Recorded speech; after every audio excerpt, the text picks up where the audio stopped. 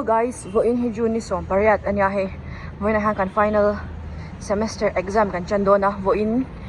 tukle ni som pariat som pakwa som ni June sang ni som ni bali chungin theory kan ne yanga chuan kar le avaiva chuan kar le vaiva zo achanga ni sari chungin Kolkata chwa san lo turan ti awangin July vela chaw kan lo ho thei dona kan ni nen kanau chu tunin rin nia lo honga chuan tun vlog chu kan exam chung ni thum chung te kan hun man dan kalo vlog ang dar so ma thlen turan tia kwale chan ve pel deuh choka nir danga som sari vela kal thing kha som kwa ina start pap ma he som kwa in ka mon lo awap lut tuk oi kan than dep mai ni vo in kwa he thim ve deuh la ka ni chu lang lo deuh ama se awap changang mai kan hu dep mai ni mo humidity tu lut traffic jam akan tang le man chia are le don ni to hela traffic jam hi chu we go into estimate like costing tadi exam dona first day so anak tu ba universal human resources tu le professional practice chicken hotel lk in alo en chuan pabena office loi mahan san kalpa an include live pay you vlog a cut to don eme kan vlog ang he lampang hi Solai City Center 1 kanya chuan ela mahan kan college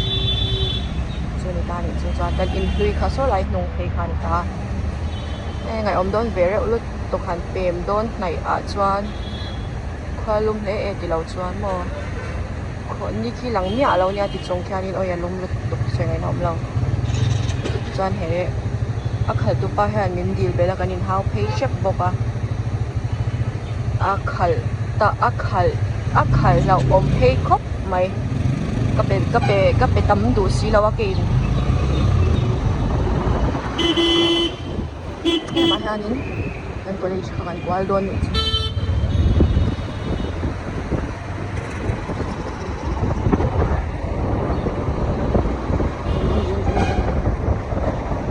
an BOI ho an oma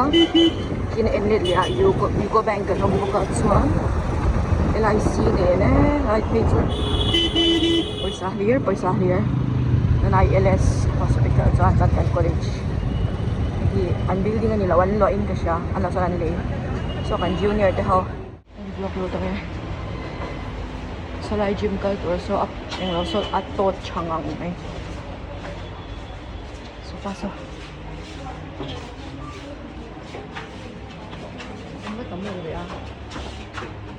outfit check rồi đi zo he ni alum lot to khai chu ko romol ni la ka khum first day of last semester exam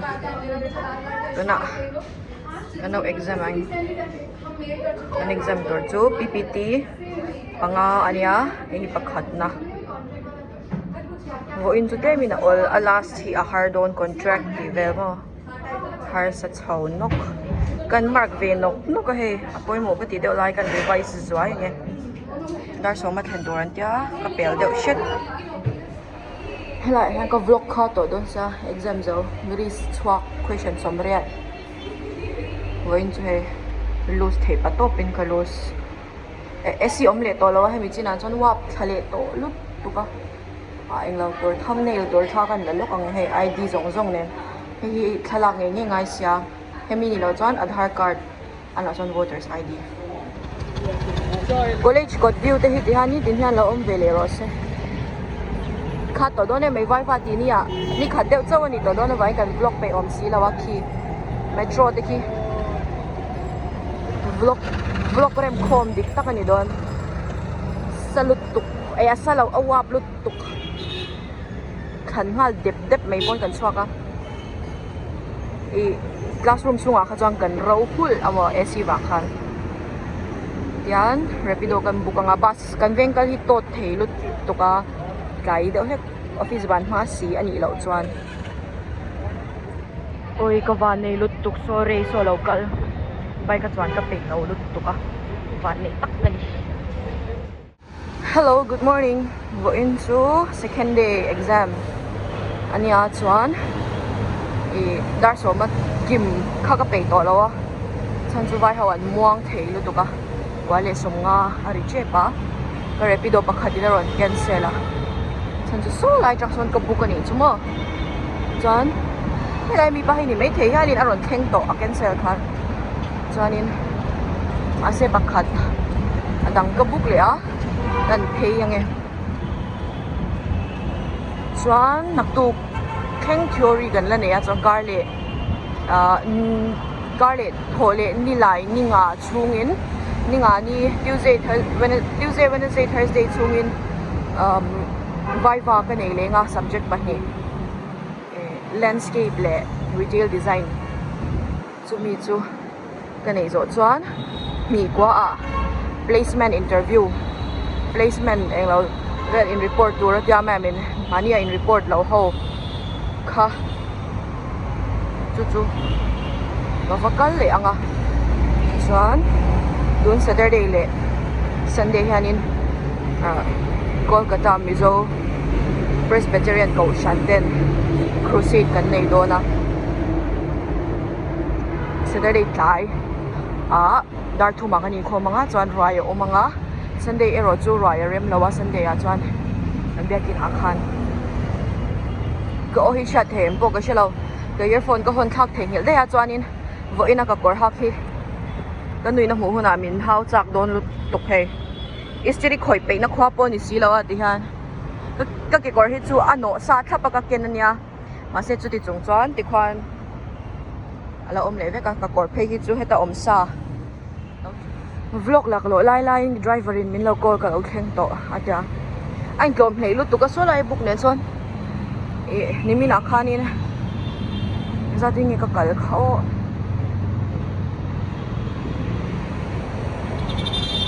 ke chiang to lo engoro in klom hlei lo em ni min levo in tak chu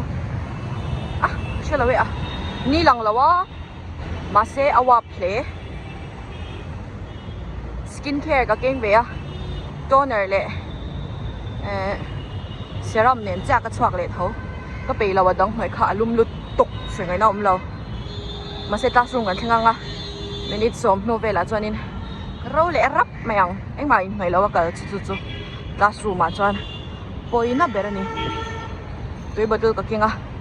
la exam line fill up le nga enga ma se exam chan ho chuan a hek lo e si ngai om to chuan khen him ve la hanin alum lut tu khit tu hek metro hi so lai dewa so na labunga new town lo tira khanin July ti lo chu khela hi chu tang paycheck to Salt Lake le new town in car hi chu driver hi khong e om le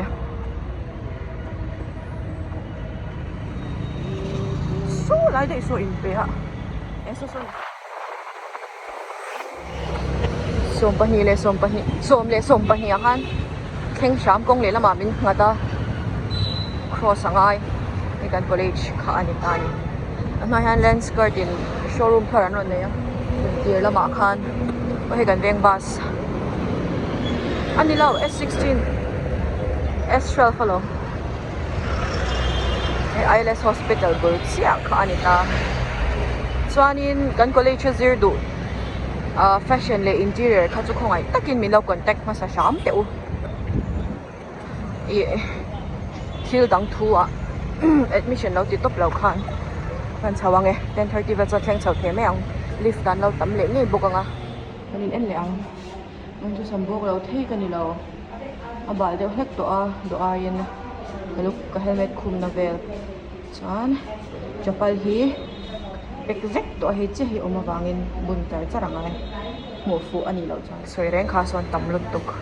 timing in ang ve ka fashion nen 10:30 a chuan he mizo ho ka kan chule chap ID lampang FD lampang chuin hwaya iris na sanok nok boka in thiam bak lawani nan chutar chap amo chan kenin question kan zoda iswa lampang kha question pakhat khalo omani chu I zanria nu nunga buat sai khan ingi ati mangai na lan dir tur khan di khania chan option han chi shang shang kha oma kesil kha anya chan oi asia kan lut le zoi le lam step ahana kal tlang thei si lawa ha ma kan kal le don clear lock don mi sep sp clear lock don mi hai an englo hin da du da thei tok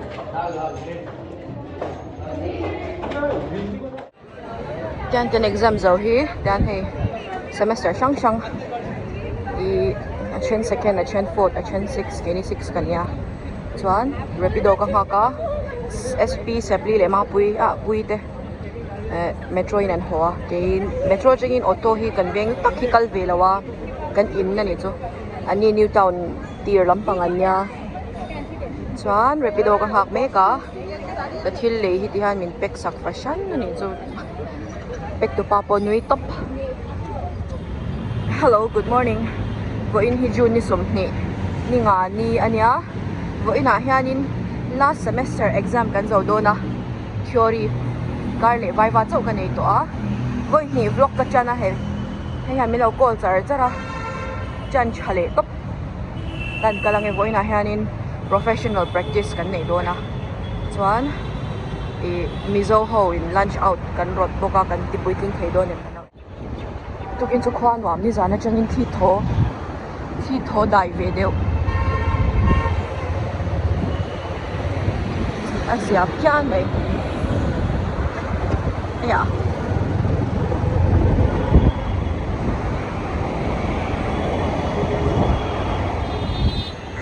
tan nge na red light helai tang lawa kal fu pal chuan mi van nei ber kan ni tan laklo ero chuan minute nga ai tam kan tang chan chu ngara ite zong apa ngai kal le kan apa ngai kal kan hak phuta chuan across kal kan hak le across kal kan hak le rei du khop mai khyang ha reng kha chuan chala kan po so na kina an jam huna ani be thaw ka singin asia zo kan ta chuan na chu ru the ania an kal khan a tok deu chuak ma kan in tv nen kongkwa the ang ber sector chula ma min lu puya oh my god hin ringot cross ngai bokin min siam le thawa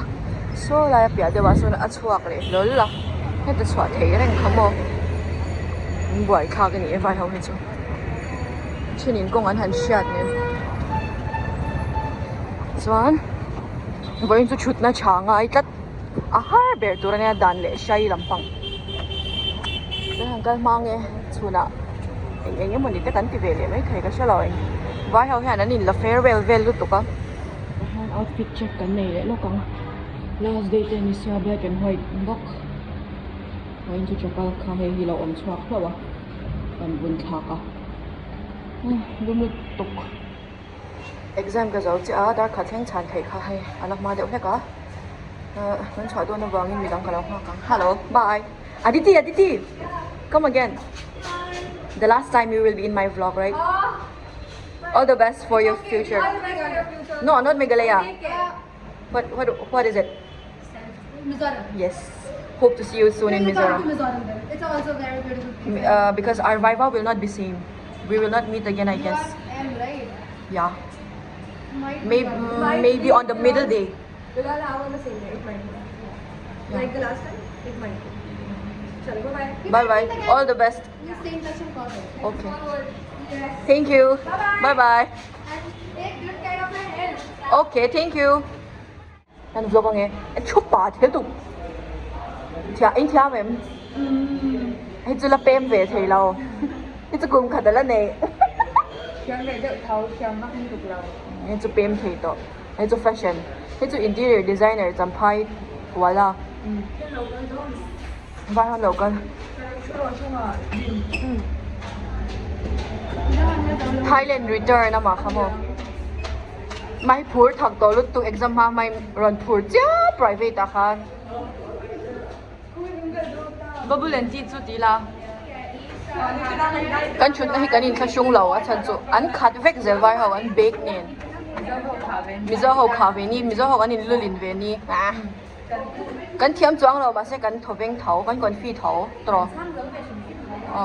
Ma somriat thau mi po mi. Har den karen la lo zeu zeu zui vai ho in advantage an la chalut tu. Na in zot sup.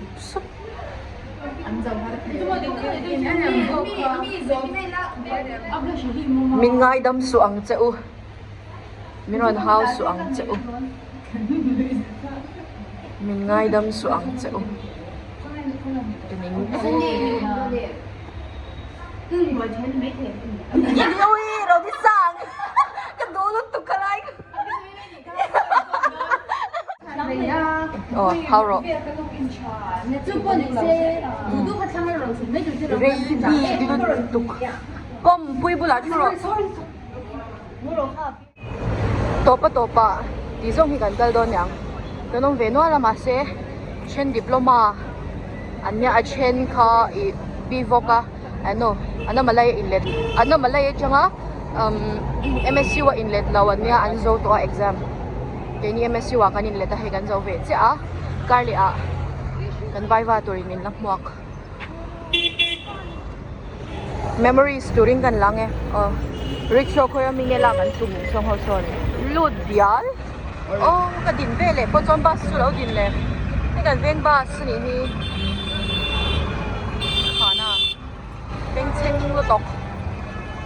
ano ko sang tu na bus no nga hian an kal kwal sia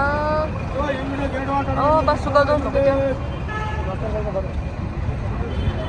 ang vlog charang memories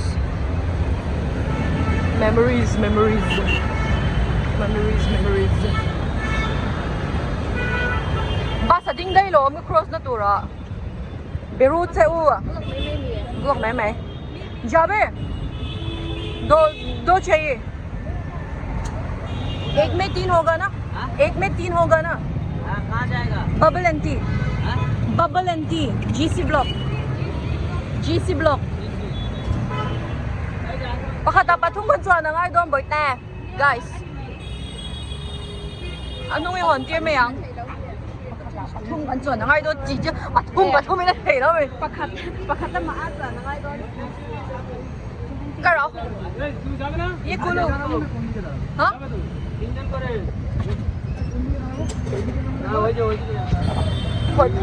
Poti la.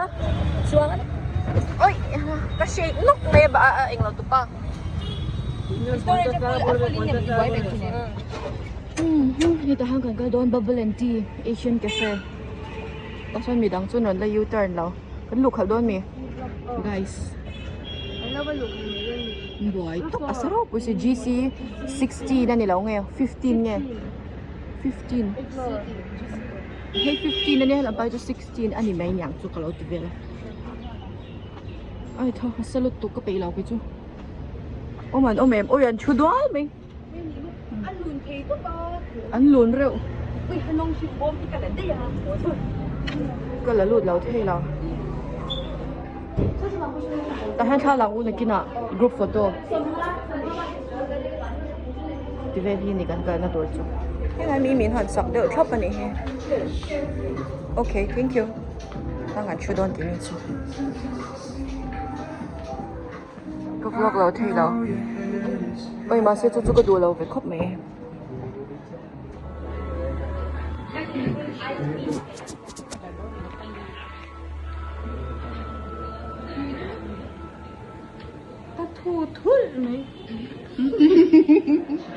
เราแข่งกัน indoor ดีมาก myself and I ตุยโดนตุก original Thai bubble tea นี่ก็ ID นี่ก็ใช่ background จุกังเอลุตกคงเอเฮลายชูนูฮิคงเอเฮลายนูฮิกัลคงเอเฮลายมีนูฮิกัลหันใส่เต้านี่ Korean fried chicken อันนี้จานประคัดข้าวเงี้ย rice ราเมนอะไรThis is ramen. Now, Cheng Jin Zong. Give my hand original Thai bubble tea. That's a watermelon. This one. So that's what in Zaka, guys. In drinks, Cranberry. passion fruit berry. So cranberry iced tea. จัดโต๊ะสีเข่งตัวละอมสีอย่างคะอันมานี่ร้อนออฟโรก็ที่เวซ่าวัดป้าจูหิมชินจับตัวบ้านหิมชินริงวัด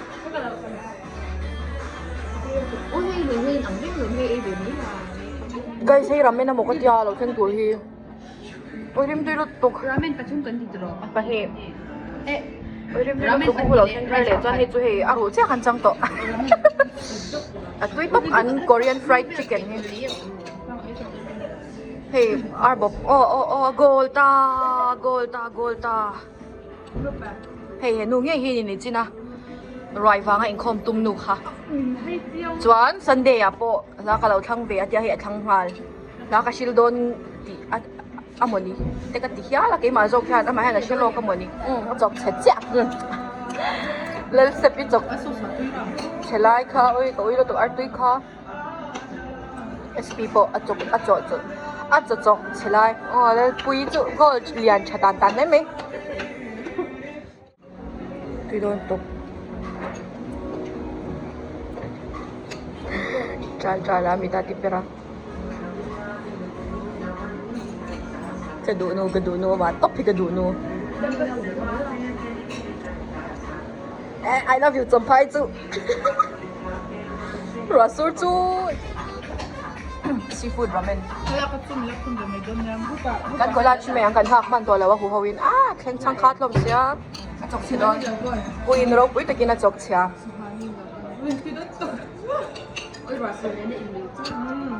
Sur char se char mani kha bil ngai to le gawin hey upianga fan number 1 agyeban na ogjoba zangan agyeban na hey din ogjoba sa ti ko hey ogjoba nga kalaw en ogjoba yung hey ogjoba có ai tổ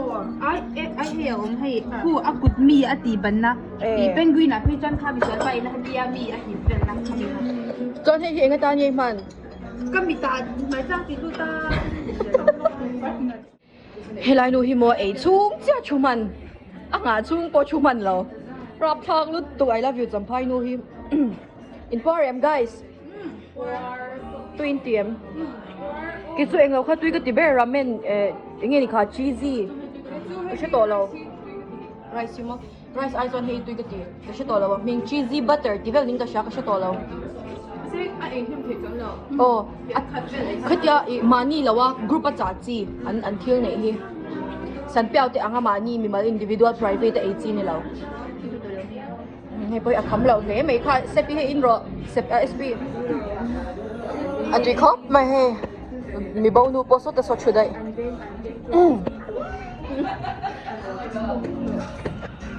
zani Green ai hả tem bây giờ I love you Zampai nu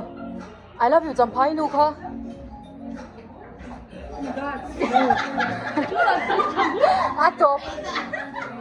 atop mi kha pero se atop electric bill kha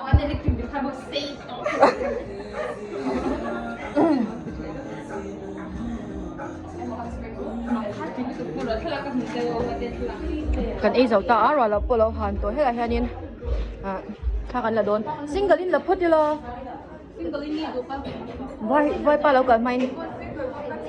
in roommate khan la ro photin ani cha expression ro no ne khoi ka lo option ro Mr. kan ei zau chia Oh, Christina Lomani. Hey, Christina Lomani. Iba han lakwal o kakadin din vlog kakadon law. Ngi ngai. Ko ita jo introduction. lem Heta mi introduction kan ne. Heta mi pomi anya second year. Joan ke ma chu ke ma. Heta mi phui FD third year zo lo na ni po. Joan ni SP. Hey possibly. bye bye ule anh giờ đây chắc chỗ anh lẽ mấy anh chùa lẽ mấy mua mà đi đi xe lại hàng cái nào ôm răng anh hành lô này lại hàng cái bò lụt tục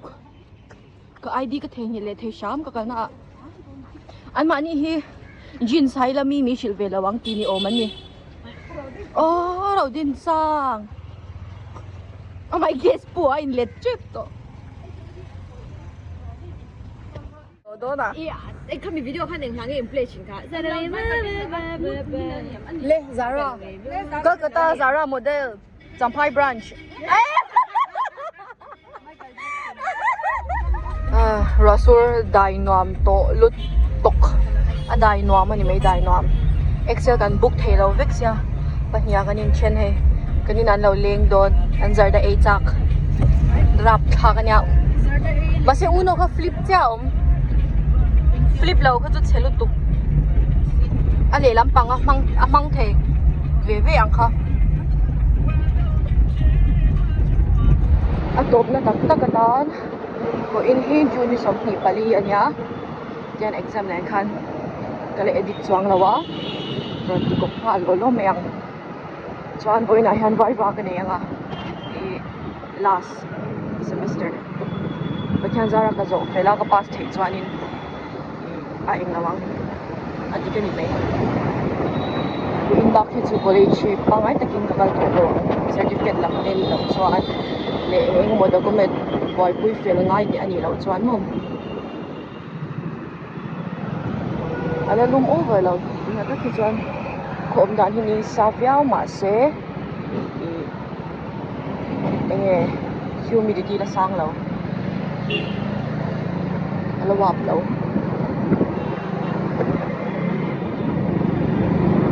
pur ve khop mai ppt ka ko file ringo ta ka kal ve ringo ang ma ka sar lo se top la ma ka nya darli ve la cho ra chai man to ra ma ya mo to ta hanin outfit check khanei le khop khangai ni cha hi ka kor om chwa hak lo thei lo formal haru ta jeans te hak ngai ngai na om lo smart pants te ka thon vek kanao chawang e SP om to SP ma lampang anya ke top lampang boina em thleng ani don last viva hey last viva ama hit pi ching to tiba ke jon kala kwal ngom lo ama mi na ti mek to ke last kani don darli vela na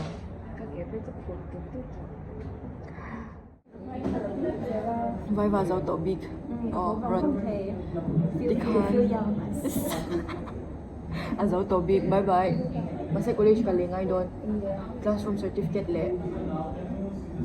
mark sheet po lamli langan hi mark sheet hi bye bye ito ka pa pangavilan long bye thank you katim na ka kinara hi at siya screen and ngak kamaklut tuk kalaudag zuay tim viaw maase ka big pay na dyan kalaw lang zuay tunahan ka mami che ina time ka kai daranga ar minute ngai na rela ala relawa chon boina alas na kani mase fani thlang takin tuk tuk le ka ho thei pha do na niru ka ho tur kha kholum kar khat chuangin ka khat chuang ka tor kan tor lo pha do ni chu tu ka chuan ani nen kan chuak in karing ka hu phur ve reng mani design soi fya tur ni tho mai la an question so den lom achena chona kolla ma sengin har be de ai han master's degree zo na ang type kha ong ve no ala ni chu lao ve reng min chong anga changa som thi pel an om tlang puya bo in he class no tur te ni sa tekda ka zo chi a tu na hian dar nga le chan ve la nya chuan internship ti du lo na ka sai na nga ya hami college through in chu kan ti le lo ka nga ka ho anga a em do la hang ka lang oi kan boy rap tha ka to min nei na sa do i chodi hawin an be dong ki man chau ni lo ka sai zo to a tu na chon lai hanin ai vlog kha to om sia kan lo lang le lo kang ti jong hi kan evo in chu ka driver ke pha lai nen hei third sem le fourth sem mark sheet kan donga fifth sem le sixth sem marwala lak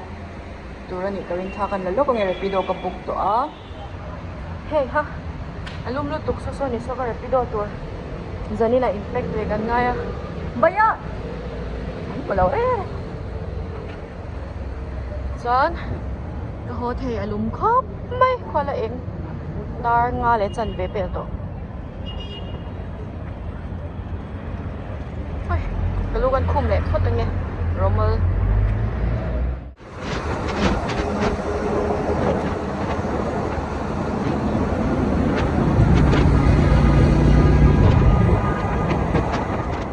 ka crave na are ngar buka he in ka thenga kan chwa kai ani nen McDonald's aizola changa ka ei chak to kan ei ve man chia crave rate to lut to crave na rate to lut to kan lo hongang butter chicken ei chak to city center chu ka le man to siom si lawa ho ma in kan la zoi mexa kan luta nau te thil tur vel kan lei le anu le esi thil hon tur ani nen chon eta ni vela ma so to so mami so oi moi lu to ke motor hi VIP motor hi